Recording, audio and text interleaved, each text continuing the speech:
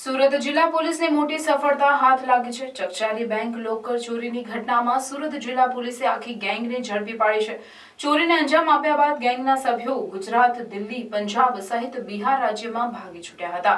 પોલીસે 11 જેટલી ટીમો બનાવી નક્સલી પ્રભાવિત વિસ્તારમાંથી ચોરોને ઝડપી પાડ્યા છે। સુરત જિલ્લામાં તસ્કરો છાસવારે ચોરી, લૂંટ, સ્નેચિંગ સહિત અનેક ગંભીર ગુનાઓને અંજામ આપી રહ્યા છે। સુરત જિલ્લા પોલીસ પણ ગુનાઓને નાથવા માટે અનેક પ્રયાસો કરી રહી છે, પરંતુ ગુનેગારો બેફામ બન્યા હોય તેમ એક પછી એક અનેક ગુનાઓને અંજામ આપી રહ્યા છે। ત્યારે તારીખ 17 ડિસેમ્બરના રોજ સુરત જિલ્લાના કિમ 4 રસ્તા ખાતે ચોરીની ઘટના બની હતી। 4 રસ્તા ખાતે આવેલ યુનિયન બેંક ઓફ ઇન્ડિયા ચોરીની ઘટના બની।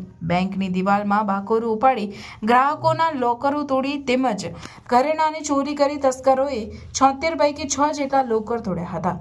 અલગ અલગ લોકરમાંથી ₹1.5 કરોડથી વધુનો મુદ્દામાલ ચોરી કરી તસ્કરો ફરાર થઈ ગયા હતા। ઘટનાની જાણ થતાં સુરત જિલ્લાનો મોટો પોલીસ કાફલો ચોરોને પકડી પાડવા માટે આકાશ પાતાળ એક કરી રહી હતી।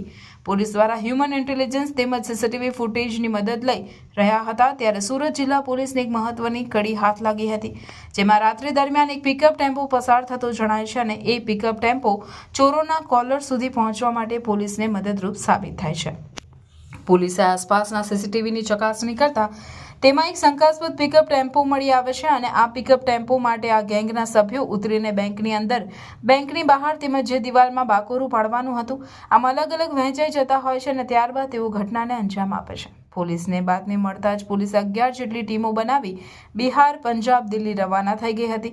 જોકે ગેંગના સભ્યો પૈકી બિહાર વિસ્તાર તરફથી છુપાયેલા ચોરો નક્સલી પ્રભાવિત મુંગેર જિલ્લા વિસ્તારમાં રહેતા અને છુપાયા હોવાની પોલીસને બાતમી મળી હતી, જેને લઈને સુરત જિલ્લા પોલીસની ટીમ દ્વારા બિહારની એસટીએફ ટીમની મદદ લેવી પડી હતી અને બિહારમાંથી 3 ચોરોને પકડી પાડ્યા બાદ નક્સલ પ્રભાવિત વિસ્તારમાં રાત્રિ દરમિયાન અતિગુપ્ત રીતે જીવના જોખમે ઓપરેશન પાર પાડ્યું હતું, જેમાં મુંગેરી જિલ્લાના કુંદન બિંડ તેમજ ખીરુ પ્રકાશ બિંડ અને ભાગલપુર જિલ્લાના બાદલ ધર્મેન્દ્ર મહાતો મુદ્દામાલ સાથે ઝડપી પાડ્યા હતા તેમજ અન્ય આરોપીઓને પંજાબ, દિલ્હી, વેસ્ટ બંગાળ તેમજ બિહારથી ઝડપી પાડ્યા હતા।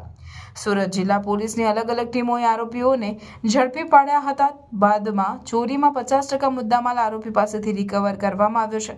ઝડપાયેલ મોટાભાગના આરોપીઓ રીઢા ગુનેગારો છે। આરોપીઓ ગુનાહિત ઇતિહાસ ધરાવે છે। ચોરીની ઘટનાને અંજામ આપનાર મુખ્ય સૂત્રધાર સૂરજ લુહાર હાલ પોલીસ પકડથી દૂર છે। તેનો મિત્ર દીપક મહાતો બંને એક જ ગામના હોવાથી પશ્ચિમ બંગાળથી સૂરજ 2 વખત સાયણ ખાતે આવ્યો। ગુનાને અંજામ આપે તે પહેલા સૂરજ બેંકની 20 દિવસથી રેકી કરી હતી। રેકી કર્યા બાદ તેઓ પોતાના વતન જતા રહ્યા હતા। ગુનાને અંજામ આપવા તેઓ ટ્રેન મારફતે સુરત આવ્યા। બેંક ચોરીને અંજામ આપવા સૂરજ લુહાર ઇલેક્ટ્રિક ગ્રાઇન્ડર, બ્રોકર મશીન, લોખંડની કોષ અગાઉથી વ્યવસ્થા કરી રાખી હતી। 16 તારીખના રોજ સુરતથી તેઓ સાયણ બજારમાં તમામ આરોપીઓ સાથે ભેગા થયા।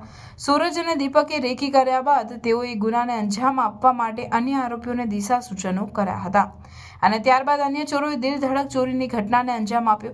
ચોરીને અંજામ આપ્યા બાદ તેઓ અલગ અલગ રાજ્યોમાં ભાગી છૂટ્યા હતા।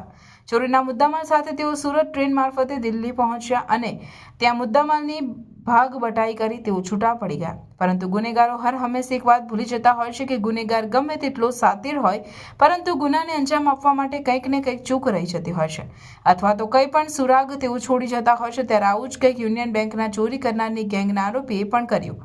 ચોરીના ગુનામાં વપરાયેલ પિકઅપ ટેમ્પો જ આ ચોરોના કોલર સુધી પહોંચવા માટે પોલીસ માટે મહત્વની કડી સાબિત થઈ અને તમામ ચોરો પોલીસ પકડમાં આવી